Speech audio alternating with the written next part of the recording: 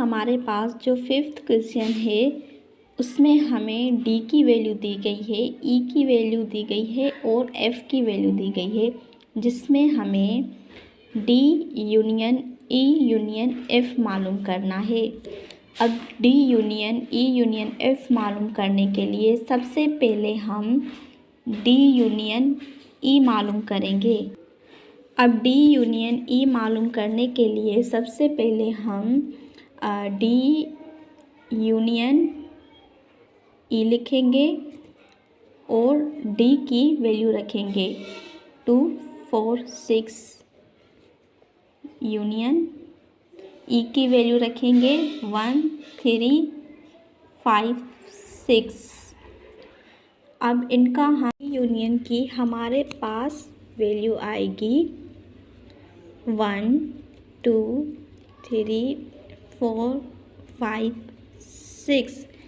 अब जब हमारे पास डी यूनियन ई मिलेगा तो हम इस डी यूनियन ई की वैल्यू को यूनियन करेंगे एफ़ की वैल्यू के साथ।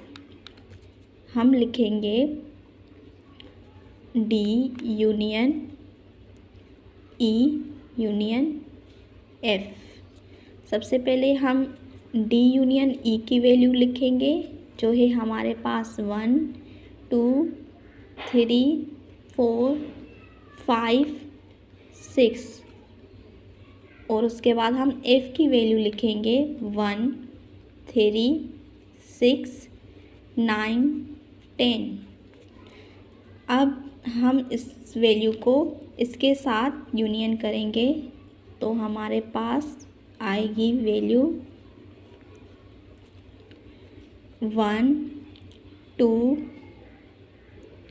3 4 5 6 9 10।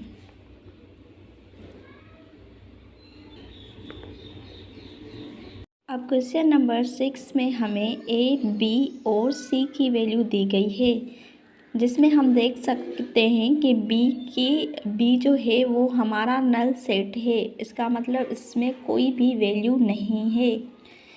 इसमें हमें ये वैल्यू 2 टाइम्स मालूम करनी है। सबसे पहले हम बी यूनियन सी करेंगे, उसके बाद हमारे पास बी यूनियन सी की जो भी वैल्यू आती है उसका हम यूनियन ए के साथ करेंगे, या फिर हम इसे ए यूनियन बी करेंगे, फिर उसकी वैल्यू जो भी आएगी उसको हम यूनियन सी करेंगे। तो सबसे पहले हम ये वाली सॉल्व करते हैं। हम लिखेंगे A union B union C. सबसे पहले हम बी यूनियन सी मालूम करेंगे। हम बी सेट खाली है यानी नल सेट है और सी की वैल्यू हम रखेंगे 2 3। तो हमारे पास बी यूनियन सी की वैल्यू आएगी 2 3। अब जो हमारे पास बी यूनियन सी आया हम उसको यूनियन करेंगे एक के साथ, इसलिए हम लिखेंगे A union B union C. हम ए की वैल्यू रखेंगे जो हमें दी गई है 1 2 3 और उसके बाद हम रखेंगे बी यूनियन सी की वैल्यू जो हमें दी गई है 2 3। अब हम इन वैल्यू का यूनियन निकालेंगे तो हमारे पास आएगी 1 2 3। तो यहाँ पे हमारा A union B union C solve हो गया है। अब हम ए यूनियन बी करेंगे, फिर उसके साथ यूनियन सी को सॉल्व करेंगे। अब हम ये टर्म सॉल्व करते हैं। A union B union C करेंगे, जिसमें हम सबसे पहले ये जो ब्रैकेट के अंदर है ए यूनियन बी की वैल्यू सॉल्व करेंगे। तो हमें ए की वैल्यू दी गई है 1 2 3 और हमें बी की वैल्यू दी गई है नल सेट यानी जिसमें कोई भी वैल्यू ना हो। अब हम इनका यूनियन निकालेंगे तो हमारे पास सेम ए की वैल्यू आएगी 1 2 3। ये हमारे पास ए यूनियन बी आ गया। अब इसको हम यूनियन करेंगे सी की वैल्यू के साथ, तो हम लिखेंगे A union B union C.